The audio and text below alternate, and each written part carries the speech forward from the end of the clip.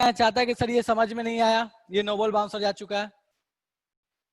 कोई ऐसा है जो ये कहना चाहता है कि सर ये समझ में नहीं आया? देखो ये है टोटल, ये है पार्शियल प्रेशर ऑफ नाइट्रोजन, वो पार्शियल प्रेशर ऑफ नाइट्रोजन कितना होगा? तो मोल fraction of nitrogen in gaseous phase into total pressure, ठीक है। और ये हो गया केस, तो हेनरी कांस्टेंट लिख दिया। और ये हो गया मोल fraction of nitrogen in solution phase. ये 2009 का क्वेश्चन था, हाँ ठीक है। अब इसमें किसी को समस्या नहीं है, फाइन। अब मोल फ्रैक्शन ऑफ नाइट्रोजन अपने को दिया है, कितना दिया है? 0.8 दिया ना, हाँ जी। तो मोल फ्रैक्शन ऑफ नाइट्रोजन दिया भैया ये 0.8 है। टोटल प्रेशर ऑफ गैस दिया, ये कितना है? 5 है। केज कितना दिया है? तो 10⁻⁻5 है। मुझे नहीं पता, मैंने एक्स ऑफ नाइट्रोजन ऐसे लिख लिया। तो यहां से एक्स ऑफ नाइट्रोजन कितना आ रहा है? जल्दी फटाफट बताओ। तो सर ये हो गया 4 और ये इंटू 10⁻5, ऐसे कुछ आया ना? ठीक है, 10⁻5 दिया था, 5 दिया था, सॉरी ये 5 दिया, सॉरी ये 5 दिया। तो ये अपने पास कितना हो गया? -5 एक्स ऑफ N2। कोई ऐसा है जिसको इसमें समस्या है कि mole fraction of nitrogen sir इतना नहीं होगा? कोई ऐसा है जो ये कहना चाहता है sir mole fraction of nitrogen इतना नहीं होगा? इसको निकालने में समस्या हुई है? हाँ जी, नो सर, ठीक है। आगे आते हैं। चलो, मोल फ्रैक्शन ऑफ नाइट्रोजन के बारे में तो अपने को पता चल गया, लेकिन अपने से क्वेश्चन में क्या पूछा है कि बताओ कि नाइट्रोजन का अमाउंट कितना है अगर आपको दिया गया है वाटर 10 मोल्स है तब। यही है ना क्वेश्चन, कि वाटर अगर 10 मोल है तो बताइए नाइट्रोजन कितना है, ठीक है। एक सेकंड, हाँ 10 मोल वाटर में बताइए नाइट्रोजन कितना है, फाइन। तो 10 मोल वाटर में नाइट्रोजन कितना है? अपने को मोल फ्रैक्शन पता है, और मोल फ्रैक्शन होता है कितना है? तो सर मोल फ्रैक्शन क्या होता है? Moles of given substance divided by moles of total moles. अब टोटल मोल्स कैसे होगा? तो मोल्स सब सारे मोल्स का सम कर देते हैं। तो मैं ऐसे लिख रहा हूं कि mole fraction of nitrogen equals to mole fraction of, अब देखो मोल फ्रैक्शन ऑफ नाइट्रोजन में कैसे लिखूं? तो moles of nitrogen upon moles of H2O plus moles of nitrogen. कोई ऐसा है जिसको इसमें समस्या है कि सर ये चीज समझ में नहीं आई? कोई ऐसा है जो ये कहना चाहता है कि sir mole fraction of nitrogen अपन ऐसे नहीं लिखेंगे? मैंने लिखा है moles of nitrogen upon moles of water plus moles of nitrogen. कोई नहीं बोल रहा है कि इसमें समस्या नहीं है, ठीक है। तो अपन आगे आते हैं, ठीक है। अब मोल फ्रैक्शन ऑफ नाइट्रोजन अपने को दिया है 4 × 10⁻⁵, ठीक है। तो यहां लिख ले रहे हैं अपन 4 × 10⁻⁵ इक्वल्स टू, ठीक है। अब देखो क्या बात है, और यहाँ पे अपने को वाटर का भी मोल दिया हुआ है, n ऑफ N2 अपॉन ये दिया है 10 प्लस n ऑफ N2, ठीक है। ये इक्वेशन बन गई अपने पास, ठीक है। अब यहाँ अगर देखोगे तो तुम कर ये सकते हो कि इस पूरे को लाओ, इधर ले आकर मल्टीप्लाई करो, और फिर एक लीनियर इक्वेशन बनेगी, वहां से n ऑफ N2 की वैल्यू निकालो, ठीक है।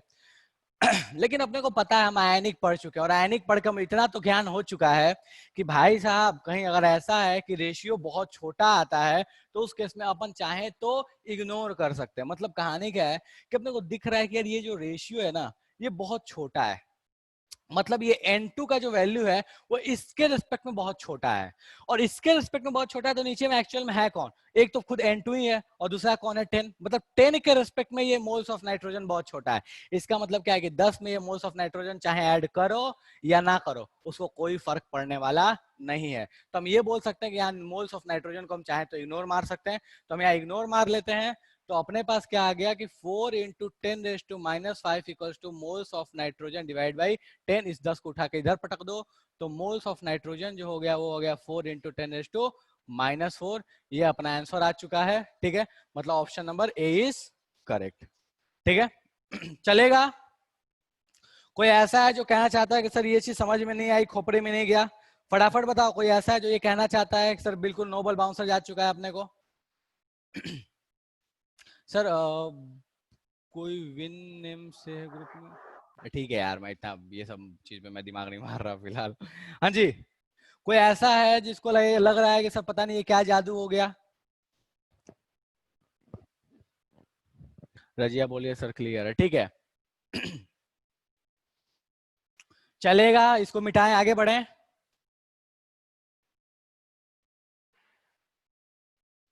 चलो ठीक है, तो ये रहा आपका लास्ट ईयर पूरा, मतलब पहले का आया हुआ क्वेश्चन कौन सा था? 2009 का, हाँ 2009 का आया हुआ क्वेश्चन है ये। चलो ठीक है, तो मैं इसको रब कर रहा हूँ और आगे आते हैं।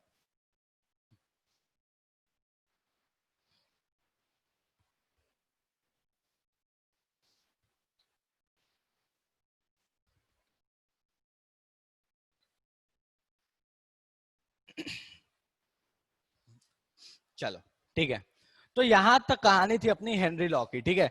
तो हेनरी लॉ को ध्यान रखिएगा, हेनरी लॉ में क्वेश्चंस ऐसे बनते हैं, वो दे देगा किसी एक, देखो टोटल प्रेशर दे दिया, ठीक है, मोल फ्रैक्शन दे दिया गैस का, तो वहां से खुद का गैस का पार्शियल प्रेशर निकालो। गैस के पार्शियल प्रेशर निकालने के बाद उसको इक्वेट करो हेनरी लॉ के इक्वेशन के साथ, मतलब KH into mole fraction in the solution.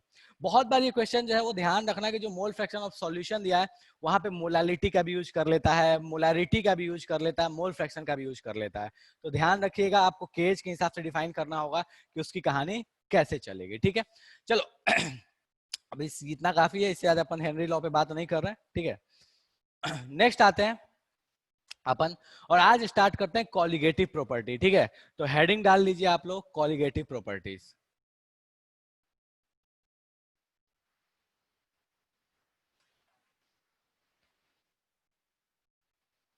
ठीक है। कॉलिगेटिव प्रॉपर्टी क्या हो गया, दिख नहीं रहा क्या, ऊपर लिख लिया क्या, अच्छा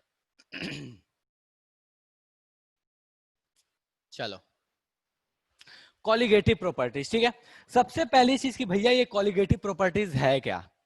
तो कॉलिगेटिव प्रॉपर्टीज का मतलब होता है वो प्रॉपर्टी जो number of solute particle dependent property, मतलब कॉलिगेटिव प्रॉपर्टी उन प्रॉपर्टीज को बोलते हैं जो नंबर ऑफ सॉल्यूट पार्टिकल्स के ऊपर डिपेंड करता है। ध्यान रखिएगा, नंबर ऑफ सॉल्यूट पार्टिकल्स मैंने बोला, इसका मतलब क्या हुआ कि वो सॉल्यूट पार्टिकल का खुद का क्या प्रॉपर्टी, हमको उससे कोई लेना देना नहीं है कि भैया तुम्हारा मास क्या है हमको कोई मतलब नहीं है, तुम्हारा वॉल्यूम क्या है हमको कोई मतलब नहीं है, तुम क्या करोगे जाके सॉल्यूशन में हमको कोई मतलब नहीं है, हमको मतलब है कि तुम हो कितने। सिंपल सा, कॉलिगेटिव प्रॉपर्टी का मतलब क्या है कि हमको मतलब है कि तुम हो कितने, जो भी सॉल्यूट है वो सॉल्यूट कितना है हमको उससे लेना देना है, हमको इस बात से कोई लेना देना नहीं है कि उस सॉल्यूट का इंडिविजुअल प्रॉपर्टी क्या है, वो सॉल्यूट खुद में क्या प्रॉपर्टी बियर करता है, हमको उससे कोई लेना देना नहीं है। कोई ऐसा है जिसको समस्या हो कि सर ये चीज समझ में नहीं आया कि कॉलिगेटिव का मतलब क्या हुआ, कोई ऐसा है जिसको समझ में नहीं आया कि कॉलिगेटिव का मतलब क्या हुआ। ओके, प्रत्युष बोला सर यूनिट ऑफ स्ट्रेंथ, बेटा यूनिट ऑफ स्ट्रेंथ देखो, ये जितने भी कॉन्सेंट्रेशन टर्म पढ़ने वो सारे स्ट्रेंथ होते हैं, ठीक है, इसमें कोई गलत ऐसा नहीं है कोई एक ही होता है।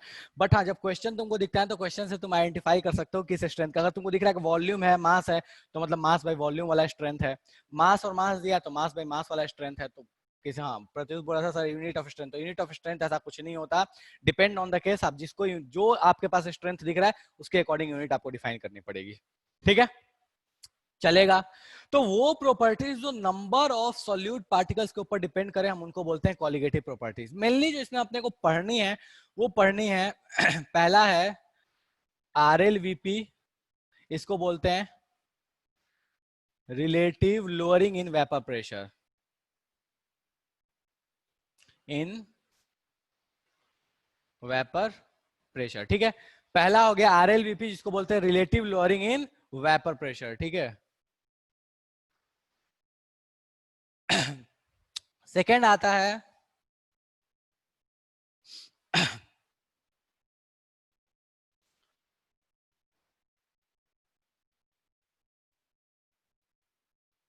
डिप्रेशन इन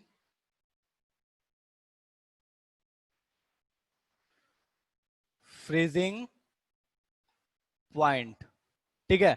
सेकेंड है depression in freezing point, third है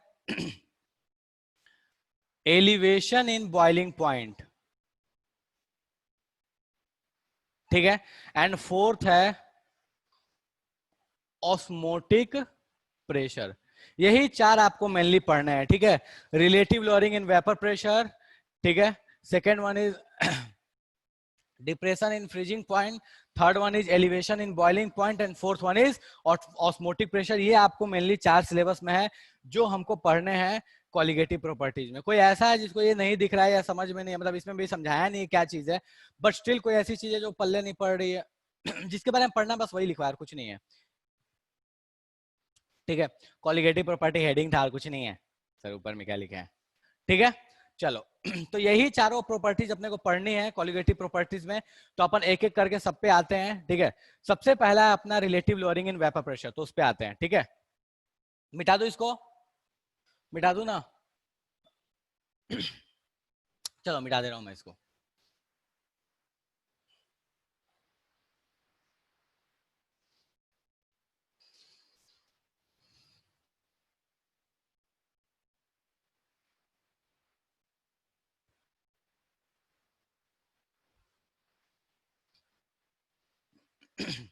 चलो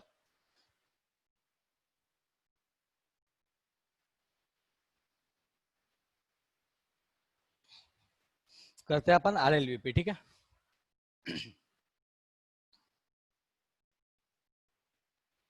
ये है क्या, relative lowering in vapour pressure का मतलब क्या होता है? देखो relative lowering in vapour pressure का मतलब है ratio of difference in vapour pressure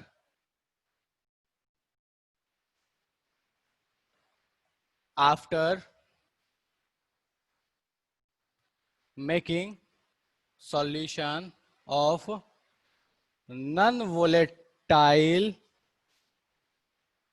solute with respect to vapor pressure of pure solvent, ठीक है।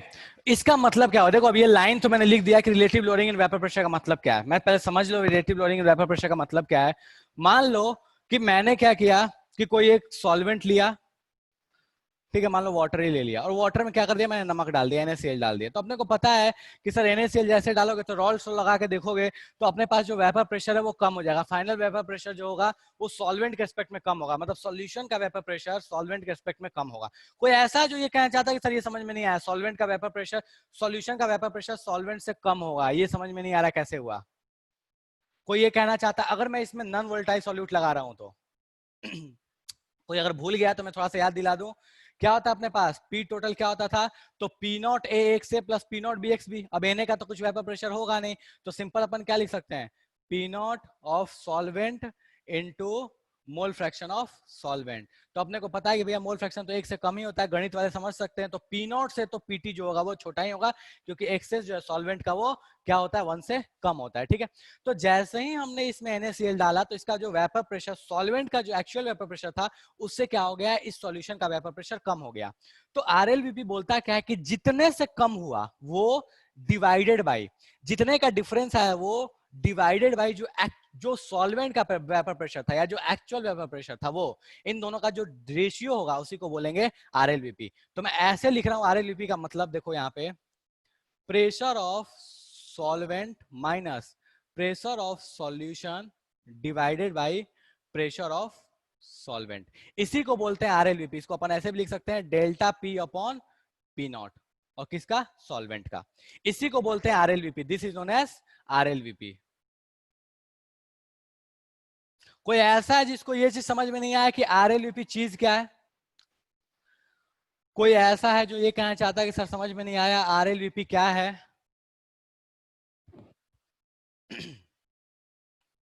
कोई भी बेटा ऐसा है जिसको समझ में नहीं आया तो फटाफट बोलो सर समझ में नहीं आया RLVP का मतलब क्या है, ये जादू हो गया।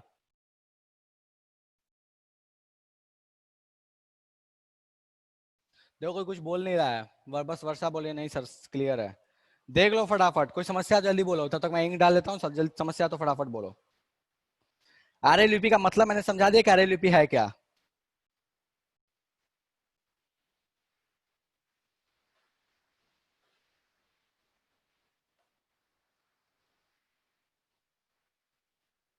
सर एक बार, ओके थोड़ा लेट से हमको याद आया सर, एक बार फिर से बता दीजिए। ठीक है एक मिनट बता दे रहा हूँ मैं बेटा फिर से।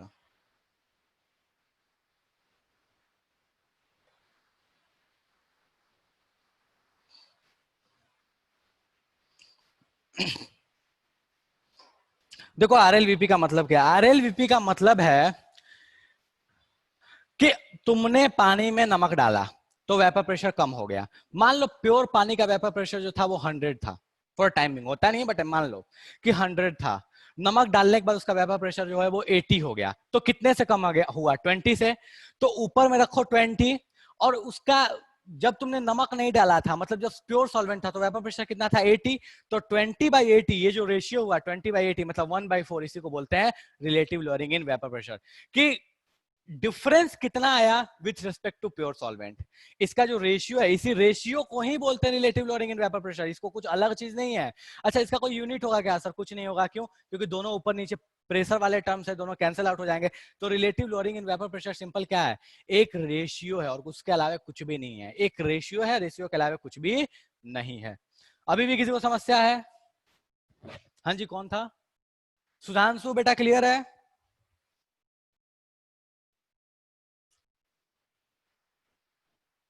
चलो ठीक है।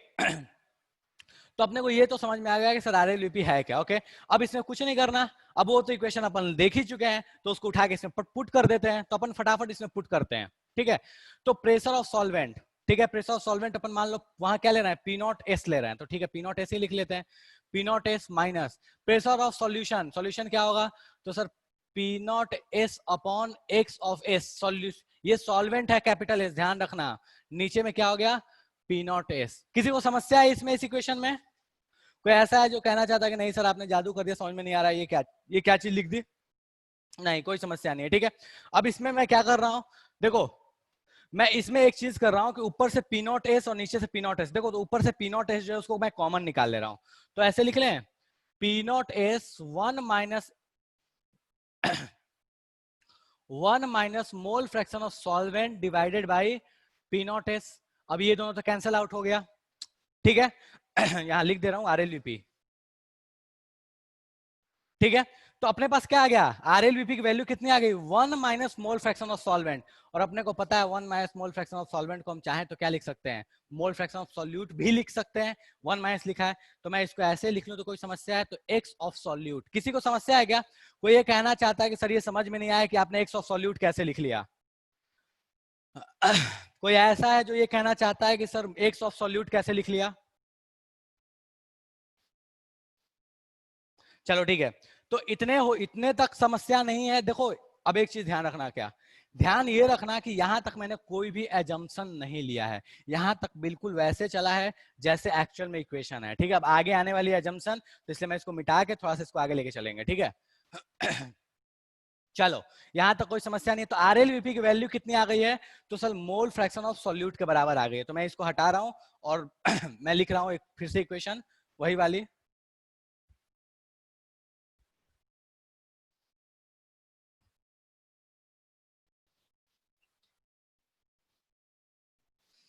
देखो, मैं यहाँ आरएलवीपी का इक्वेशन लिख रहा हूँ। आरएलवीपी ये है क्या? तो अपने को पता है कि delta P upon P not of solvent, ठीक है। Delta P upon P not of solvent है, ठीक है। ये कितना आया है? तो मोल फ्रैक्शन ऑफ सॉल्यूट के बराबर आया है, ठीक है। अब मोल फ्रैक्शन ऑफ सॉल्यूट को हम लिख सकते हैं क्या? तो moles of solute divided by moles of solute plus moles of solvent भी लिख सकते हैं, ठीक है। अब इस वाले को पूरे को ध्यान रखिएगा बेटा हमेशा, ठीक है। ये बहुत जरूरी है। अब इसमें थोड़ा सा मैं चेंजेस करने वाला हूं, बट इस चीज को ध्यान रखिएगा क्योंकि आगे जाके जो एजम्पशंस लिए एजम्पशंस वापस यहीं घूम के आते हैं, ठीक है। चलो, अब इसको चाहूं तो मैं ऐसे लिख सकता हूं। कब? इसको मैं चाहूं तो मैं ऐसे लिख रहा हूं, देखो। डेल्टा पी अपॉन, इस वाले को लिख रहा हूं, delta P upon P not S equals two moles of solute upon moles of solvent. Only moles of solute upon moles of solvent लिख रहा हूं। कब? जब अपने को पता है कि मोल्स ऑफ सॉल्वेंट जो है बहुत बड़ा है मोल्स ऑफ सॉल्यूट से। जस्ट अभी इस चीज को यूज भी किया था कि अगर मान लो ये नंबर बहुत ही छोटी है इसके रिस्पेक्ट में, ये नंबर बहुत छोटी है इसके रिस्पेक्ट में, तो हम चाहें तो इसको इग्नोर मार सकते हैं। तो मैं डायरेक्टली इसको ऐसे लिख लूं। कोई ऐसा है जो कहना चाहता है कि सर ये चीज समझ में नहीं आया? कोई ऐसा है जो कहना चाहता है कि सर ये समझ में नहीं आया, ये कैसे लिख लिया? मैं यहाँ कंडीशन लिख दिया कि मोल्स ऑफ सॉल्वेंट जो है वो मोल्स ऑफ सॉल्यूट से बहुत ज्यादा है। हाँ जी जनता, फटाफट बताइए कि सर यहाँ तक कोई ऐसी चीज है जो खोपड़े में नहीं गया, नो बॉल बाउंसर जा चुका है, सर समझ में नहीं आ रहा, पता नहीं क्या ही जादू आप कर दिए। नहीं, यहां तक तो कोई समस्या नहीं है। वर्षा बोलिए सर क्लियर है, ठीक है। फाइन, तो यहां तक अब कोई समस्या नहीं। अब इसको मैं आगे लेके आता हूं, ठीक है। अब moles of solute upon moles of solvent जो है, मैं इसको चाहूं तो ऐसे भी लिख सकता हूं। मोल्स ऑफ सॉल्यूट है तो मैं लिख रहा हूं mass of solute upon molar mass of solute divided by mass of solvent upon molar mass of solvent, और ये किसके बराबर हो गया? Delta P by P not S के बराबर। ठीक है, चलो। तो ये अपने पास एक डब्बा में एक इक्वेशन आ चुकी है। अब इस इक्वेशन को आप ध्यान से देखिए और इसका इंपॉर्टेंस बताते हैं क्या है। अगर मान लो कभी ऐसा हो गया कि आपको आर एल वीपी की वैल्यू पता है, मतलब इस पूरे रेशियो की वैल्यू पता है, delta P upon P not S, मतलब आर एल वीपी की वैल्यू पता है। अगर आपको किसी भी सॉल्यूशन में आर एल वीपी की वैल्यू पता है तो आप क्या कर सकते हैं, आप वहां पे अगर कोई सॉल्यूट डाला गया तो सॉल्यूट का मोलर मास डिफाइन करने के लिए या मोलर मास पता करने के लिए हम इस इक्वेशन का यूज करते हैं। कैसे? आर एल वीपी हम आसानी से मेजर कर सकते हैं, ठीक है। उसके बाद हम क्या क्या मेजर कर सकते हैं कि हमने सॉल्वेंट का मास कितना लिया, सॉल्यूट का मास कितना लिया, ये अपन आसानी से मेजर कर सकते हैं। और जो सॉल्वेंट लिया उसका मोलर मास भी मेजर कर सकते हैं, एमएस भी मेजर कर सकते हैं। तो अगर अपने को देखा जाए तो ये पूरी क्वांटिटी पता है, ये पता, ये पता, ये पता, तो हम चाहे तो ये बता सकते हैं। और ये क्या है? मोलर मास ऑफ सॉल्यूट है। तो यहां तक कोई ऐसा है जिसको समस्या है तो फटाफट बोलो कि सर समस्या समझ में नहीं आया, तो अपन बात करें, वरना आगे बढ़े। ये मास ऑफ सॉल्यूट है, ये मोलर मास ऑफ सॉल्यूट है। इसका यूज कब किया जाता है? डिटर्मिनेशन में। किसका डिटर्मिनेशन में? मोलर मास ऑफ सॉल्यूट का डिटर्मिनेशन में। ठीक है, अब इस रेशियो को चाहो तो तुम ऊपर नीचे कर सकते हो। ये एमएस ऊपर चला जाएगा और ये वाला एमएस जो है वो नीचे चला जाएगा। कोई ऐसा है जिसको समझ में नहीं आया? सारी जनता से पूछ रहा हूँ भाई, कोई ऐसा है जिसको समझ में नहीं आया? लगा सर पता नहीं है क्या ही बता दिए।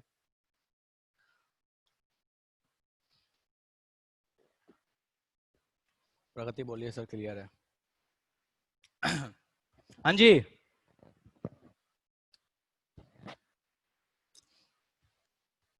चलिए ठीक है। तो अपन एजम्पशन ले सकते हैं कि समझ में आ गया। तो इस इक्वेशन को ध्यान रखिएगा, ये यूज आता है बहुत ज्यादा मोलर मास ऑफ सॉल्यूट को बताने के लिए। ठीक है, ये एक इक्वेशन बन के आपके सामने आ चुकी है। नेक्स्ट पे आते हैं, पहले सारे क्वालिटेटिव, एक मिनट रुके आप पंकज।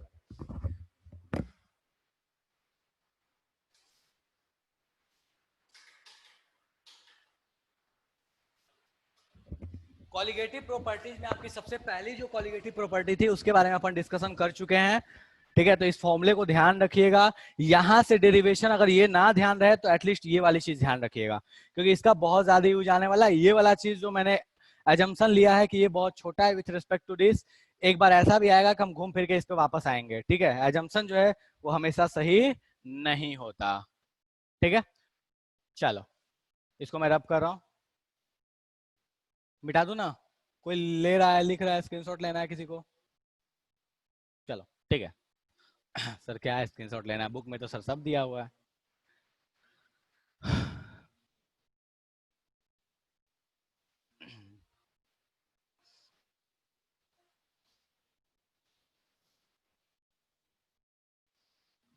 मैं एक बार थियरी वाला पार्ट बता दे रहा हूँ। ठीक है, इसके क्वेश्चंस पे अभी नहीं आ रहा, एक और भी अपन पढ़ लेते हैं, उसके बाद अपन इसके क्वेश्चंस पे आएंगे। ठीक है, जितने क्वालिटेटिव प्रॉपर्टीज हैं पहले थियरी वाला पार्ट को कर लेते हैं।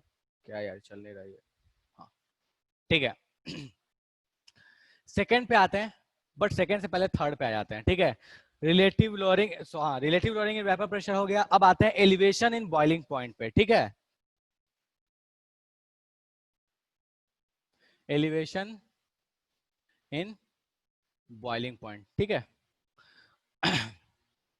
अब एलिवेशन इन बॉइलिंग पॉइंट क्या चीज है? तो होता क्या है, सबसे पहले तो ये जानो कि बॉइलिंग पॉइंट होता क्या है। तो हम बॉइलिंग पॉइंट बोलते हैं उस टेम्परेचर को जिस टेम्परेचर पे वेपर प्रेशर और एटमॉस्फेरिक प्रेशर बराबर हो जाएं, उसी टेम्परेचर को अपन बोलते हैं बॉइलिंग पॉइंट। ठीक है, किसी भी सॉल्यूशन का, किसी भी सॉल्वेंट का बॉइलिंग पॉइंट कौन सा होगा? तो वो टेम्परेचर जिस टेम्परेचर पे वेपर प्रेशर ऑफ सॉल्वेंट या वेपर प्रेशर ऑफ सॉल्यूशन जो भी आप लिए थे, उसका वेपर प्रेशर एटमॉस्फेरिक प्रेशर के बराबर हो जाए। ठीक है, अपन वाटर के लिए बोलते हैं कि वाटर का बॉइलिंग पॉइंट जो है वो क्या है? 100 डिग्री सेल्सियस है। ठीक है, अब अगर वाटर की बॉइलिंग पॉइंट 100 डिग्री सेल्सियस है तो क्या ये शाश्वत सत्य है? तो नहीं, वाटर की बॉइलिंग पॉइंट 100 डिग्री होगी ये हमेशा जरूरी नहीं है। क्यों नहीं जरूरी है? क्योंकि अभी जस्ट हमने डिफाइन किया बॉइलिंग पॉइंट होता क्या है। बेटा किसी का ऑडियो ऑन है, ऑफ कर लीजिए।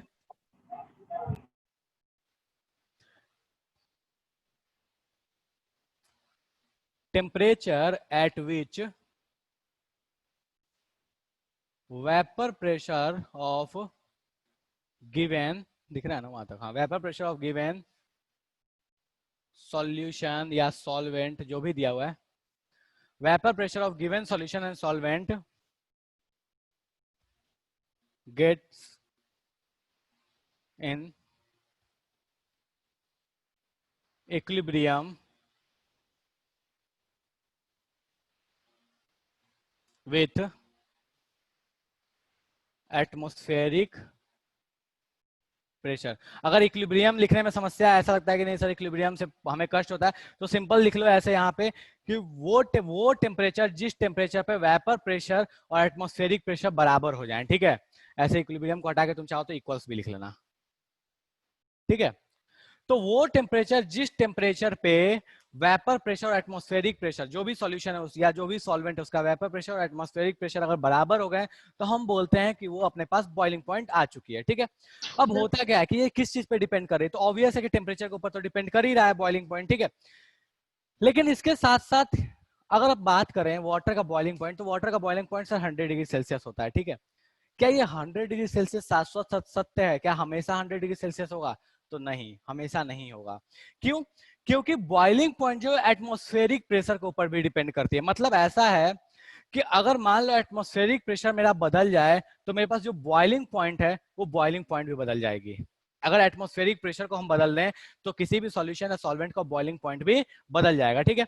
अगर मान लो ऐसा हो गया कि हम वाटर को लेके किसी ऐसे जगह चले गए जहां एटमॉस्फेरिक प्रेशर कम है, तो अगर कहीं एटमॉस्फेरिक प्रेशर कम है तो वहां कम टेम्परेचर पे वाटर बॉयल हो जाएगा।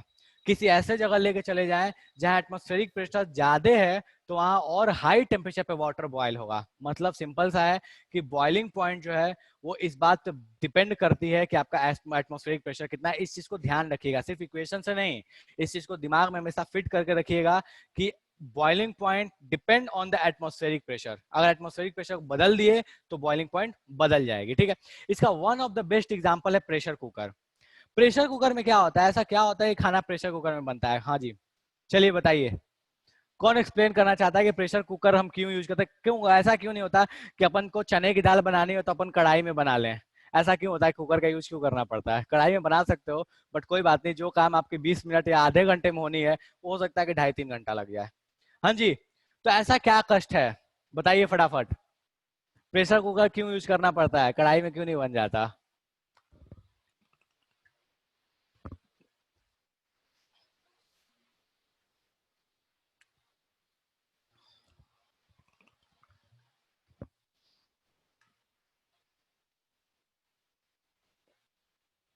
ऐसे नहीं, जो आंसर देना चाहता है ऑडियो ऑन करो और समझाओ मेरे को सर ऐसे होगा, मतलब मैं चिल्ला चिल्ला समझाऊं, मैं अपना एनर्जी वेस्ट करूं, तुम खटखट खटखट करके अपना काम निकाल लो, ऐसे थोड़ी होता है।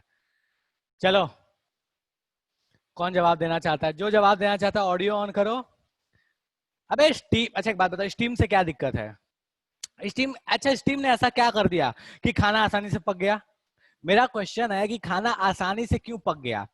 अब आसानी से नाम बताए बेटा, कौन बोल रहा है? जो बोल रहा है नाम बताओ और सॉल्यूशन बताओ कि ऐसा क्यों हुआ। सर। जो भी वर्षा। बोल, हाँ वर्षा, वर्षा। ठीक है बेटा, बोलिए क्यों, ऐसा क्यों हुआ?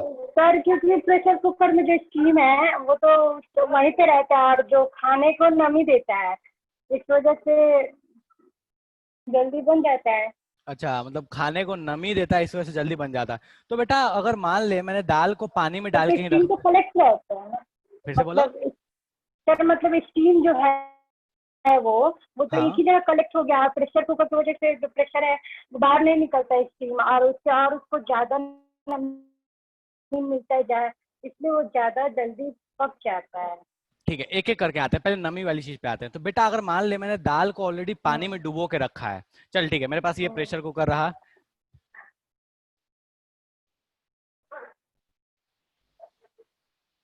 ये सुंदर सा अपने पास प्रेशर कुकर है, ठीक है।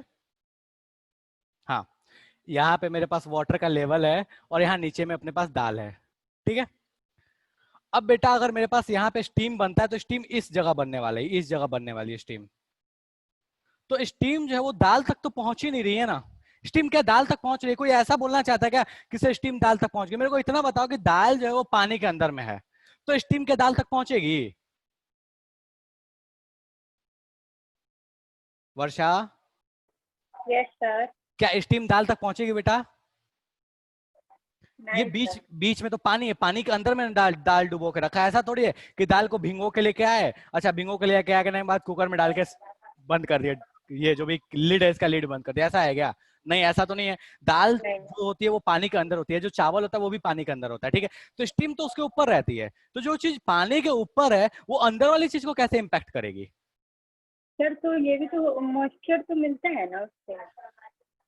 बेटा एक बात बता तू मेरे को, मैं पानी के अंदर, मैं पानी के अंदर तैर रहा हूँ, मतलब मैं पानी के अंदर हूँ, तो मुझे मॉइस्चर की क्या जरूरत है यार? मैं तो समंदर में हूँ। मॉइस्चर क्या होता है? मॉइस्चर की जरूरत तब अपने को होती है जब अपने को लगता है कि यार वाटर, जो वाटर का अमाउंट है, वाटर का जो वेपराइज अमाउंट है, या ऐसे बोलो कि वेपर फेज में जो वाटर होता है उसको बोलते हैं मॉइस्चर, ठीक है?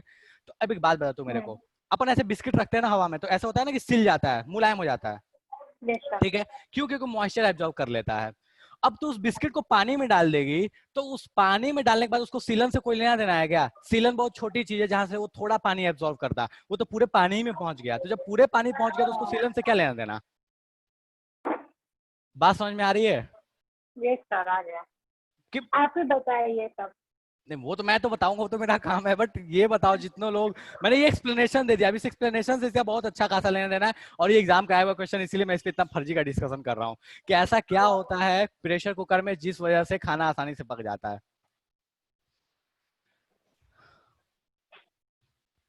जो भी ज्ञान बांट रहे हो ना वो ऑडियो ऑन करके बोलो, सर ठीक हम है? बताएं।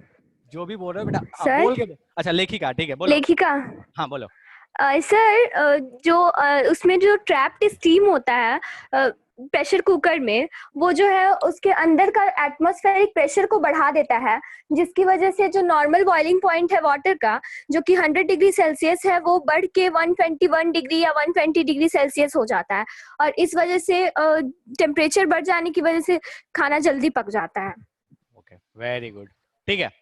देखो होता ये है कि यहाँ जो स्टीम को आपने ट्रैप किया था, ये स्टीम क्या कर रहा है? ये स्टीम यहाँ जब कलेक्ट होता है, और जब तक आपका ये जो कैप, ये जो सिटी वाली जो चीज है, ये जब तक बंद है, वो होता क्या कि ये स्टीम इसमें इतना अधिक अमाउंट में कलेक्ट होता है कि इसका जो प्रेशर है, ये प्रेशर बहुत ज्यादा बढ़ जाता है, ठीक है? वाटर सरफेस के ऊपर इसका प्रेशर बढ़ चुका है, ठीक है? अब एक बात बताओ, जब ये बिना कैप के था तो जितना प्रेशर था, इसको लगाने के बाद, स्टीम बनने के बाद जो प्रेशर है, वो प्रेशर क्या है? उसके कंपैरिजन में बहुत ज्यादा है। मतलब पहले जो एटमॉस्फेरिक प्रेशर था, अब ये कुकर के अंदर का जो प्रेशर है उस एटमॉस्फेरिक प्रेशर से ज्यादा है कुकर के अंदर का प्रेशर। अब चूंकि इस स्टीम का प्रेशर इस सरफेस के ऊपर बहुत ज्यादा है, उस वजह से इस वाटर की जो बॉइलिंग पॉइंट है वो बॉइलिंग पॉइंट इंक्रीज हो चुकी है, जो बॉइलिंग टेम्परेचर है वो इंक्रीज हो चुका है। क्यों? क्योंकि कब होता है बॉइलिंग टेम्परेचर? किस टेम्परेचर को बोलते हैं सर? उस टेम्परेचर को बोलते हैं जिस टेम्परेचर पे इसका वेपर प्रेशर एटमॉस्फेरिक प्रेशर के बराबर हो जाए। अब इसके लिए तो एटमॉस्फेयर यही है, और एटमॉस्फेरिक प्रेशर अभी बहुत ज्यादा बढ़ चुका है, तो इसकी बॉइलिंग, इसका वेपर प्रेशर भी बहुत ज्यादा बढ़ाना पड़ेगा बॉयल करने के लिए, और बहुत ज्यादा बढ़ाने के लिए इसका टेम्परेचर भी क्या करना पड़ेगा? बहुत ज्यादा उठाना पड़ेगा, बहुत ज्यादा ऊपर लेके जाना पड़ेगा, तब जाके वाटर बॉयल हो पाएगा। मतलब क्या है कि इस स्टीम की वजह से ये जो वाटर है, इसका जो बॉइलिंग पॉइंट, जो normal boiling point 100 degree Celsius होता था, वो अब 100 डिग्री ना होकर उससे ज्यादा हो चुका है। 100 डिग्री से ज्यादा हो चुका है इस वाटर का टेम्परेचर। अब जब वाटर का टेम्परेचर लिक्विड फेज में 100 से ज्यादा हो चुका है, तो ये बहुत हाई, मतलब 100, मान लो 110 डिग्री या 105 डिग्री पे ये वाटर पहुंच चुका है। तो अब इसका टेम्परेचर 105 डिग्री पे है, तो 105 डिग्री में दाल को पकाना आसान है इन कंपैरिजन टू जब कढ़ाई में रख के तुम 100 डिग्री पे पका रहे होते तब। और यही रीजन है कि कुकर में खाना जो है वो आसानी से पक जाता है, या यूं कह लो कि आसानी से बॉयल हो जाता है in respect to this condition. क्यों? इस कंडीशन में क्या होता है कि एटमॉस्फेरिक प्रेशर कितना होता है? 1 ही एटीएम होता, और 1 एटीएम होता तो वाटर का जो बॉइलिंग पॉइंट होता है वो कितना होता? 100 डिग्री सेल्सियस।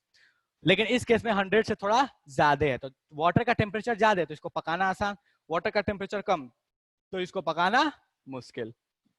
हाँ जी, ये क्लियर है या पार कर गया? नोबल बाउंसर जा चुका है, सब पता नहीं, समझ में नहीं आया प्रेशर कुकर कैसे काम करता है।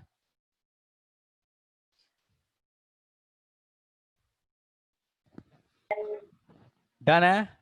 चलो ठीक है, तो ध्यान रखिएगा कि इस प्रेशर कुकर में होता बस इतना सा है कि ये बंद करने के बाद अपने पास वाटर का जो बॉइलिंग पॉइंट है, वाटर का बॉइलिंग पॉइंट क्या होता है? इंक्रीज कर जाता है। अब ऐसे ही क्वेश्चन एक पूछा जाता है कि जब अपन जाते हैं माउंटेन्स पे जाते हैं, पीक्स पे जाते हैं, तो वहां पे क्या होता है, वहां पे खाना पकने में टाइम क्यों लगता है? ऐसा क्वेश्चन आता है कि अगर हम पहाड़ों पे चले जाए तो पहाड़ों पे जो खाना बनते हैं उनको पकने में वक्त लगता है, इनको ज्यादा टाइम लगता है। क्यों ज्यादा टाइम लगता है? तो वहां खाना पकने में रिलेटिवली ज्यादा टाइम लगता है। उसका रीजन ये है कि वहां जो एटमोस्फेरिक प्रेशर है, जो पी एटीएम जो है, वो पी हमारे जगह से थोड़ी सी कम होती है, वहाँ एटमोस्फेरिक प्रेशर थोड़ा कम है।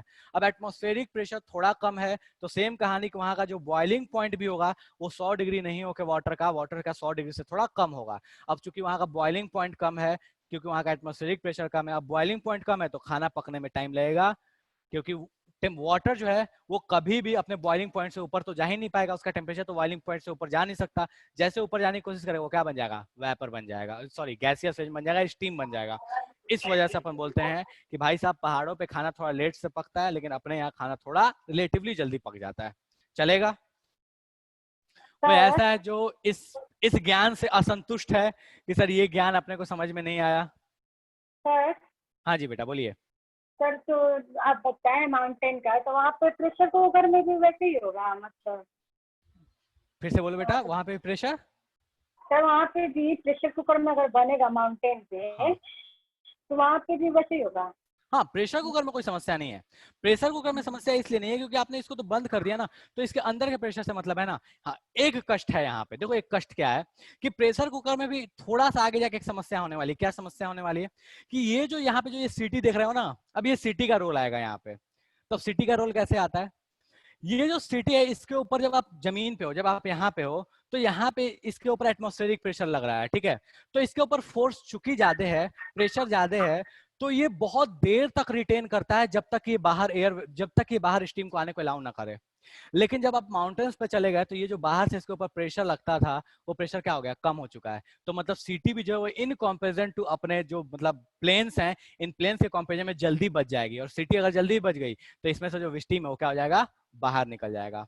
तो अगर आपने इस सिटी वाली चीज को मान लो, अगर ऐसा हुआ कि ये जो सिटी है इसके ऊपर मैंने कोई भारी भरकम सा चीज रख दिया, ठीक है, तो अगर इसके ऊपर भारी भरकम सा चीज रख दूंगा तब तो कोई समस्या नहीं होने वाली है। लेकिन अगर सिटी जैसे अपन यहाँ पे प्लेन्स में रखते हैं, अगर वैसे ही वहां पे छोड़ दिए तो समस्या हो जाएगी, क्योंकि ये सिटी बहुत आसानी से बहुत जल्दी बच जाएगा, कहानी यहाँ पे सेम रह जाएगी, प्रेशर यहाँ उतना बन ही नहीं पाएगा, तो टाइम थोड़ा ज्यादा लगेगा। चलेगा? Yes sir. ये वाला लॉजिक समझ में आया, ये सिटी विटी वाला? ठीक है, तो ध्यान यस रखिएगा इस चीज। चलो ठीक है, तो ये रहा आपका बॉइलिंग पॉइंट, ठीक है। अब एलिवेशन इन बॉइलिंग पॉइंट होता क्या है, ठीक है? तो एलिवेशन इन बॉइलिंग पॉइंट जो है ये चीज क्या है, तो बोला गया कि अगर आपने सॉल्यूट को डाला तो आपका बॉइलिंग पॉइंट जो है वो इंक्रीज कर जाएगा। ऑब्वियस है, क्यों इंक्रीज करेगा भैया बॉइलिंग पॉइंट? तो बॉइलिंग पॉइंट इसलिए इंक्रीज करेगा क्योंकि अपने पास जो वेपर प्रेशर होने वाला है सॉल्वेंट का, वो एक्सपेक्टेड से कम आएगा, जितना हम चाहते थे उससे कम आएगा। लेकिन वो वेपर प्रेशर जब तक एटमोस्फेयर के बराबर नहीं आएगा, बॉयल होगा नहीं, तो हमको सॉल्यूशन का टेम्परेचर क्या करना पड़ेगा, बढ़ाना पड़ेगा। और जब सॉल्यूशन का टेम्परेचर अपन बढ़ाएंगे तभी जाके वो जो वेपर प्रेशर था वो उतना हो पाएगा जितना अपना एटमॉस्फेयर का था, ठीक है? तो हम बोलते क्या है कि एलिवेशन इन बॉइलिंग पॉइंट मतलब जो डेल्टा, जो चेंज इन बॉइलिंग पॉइंट आने वाला है, डेल्टा टीवी जो होता है वो होता है केबी इंटू एम, ठीक है? ये अपने पास फॉर्मूला आता है केबी इंटू एम। ये डेल्टा टीवी क्या है, ठीक है? तो final boiling point minus boiling point initial, initial boiling, final boiling point minus initial boiling point, इसी को हम बोलते हैं delta TV, that is elevation in boiling point. क्यों? क्योंकि बॉइलिंग पॉइंट इंक्रीज हो गया है। तो this is elevation in boiling point equals to Kb into m. ये जो केबी है ये कांस्टेंट है, इस कांस्टेंट को भी एक फॉर्मूले से बताते हैं टाइम। चलो ठीक है, आज की सभा अपन समाप्त करते हैं, 9:55 हो रहा है, ठीक है? ओके एनीवे, तो आज की अपन सभा समाप्त करते हैं, नेक्स्ट क्लास में कंटिन्यू करेंगे, ठीक है? थोड़ा सा मेरे को काम है, ओके?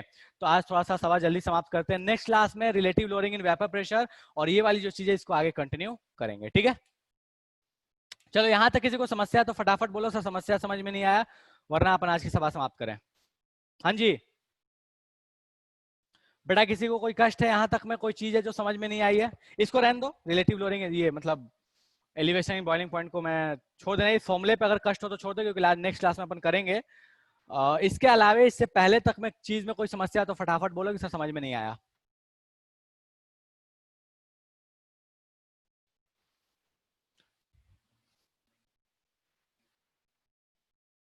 क्या बोल रहे थे प्रत्युष भैया? बोलो जल्दी बोलो प्रत्युष, क्या बोल रहा था? अरे ऑडियो ऑन कर, जल्दी बोल क्या बोल रहा है।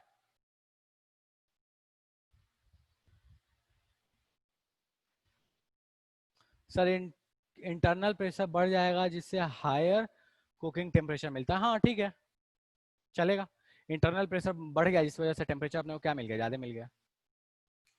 चलो ठीक है, तो आज की अपन सवाल समाप्त करते हैं, अगली क्लास में फिर मिलेंगे, तब इसके आगे की चीजों के बारे में डिस्कस करेंगे। ठीक है, कोई समस्या तो नहीं है ना?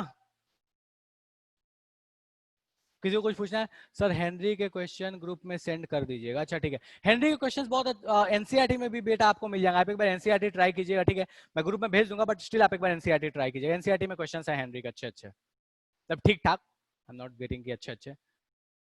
चलो ठीक है, ओके ठीक है, आज की सवाल समाप्त करते हैं। Tata bye bye.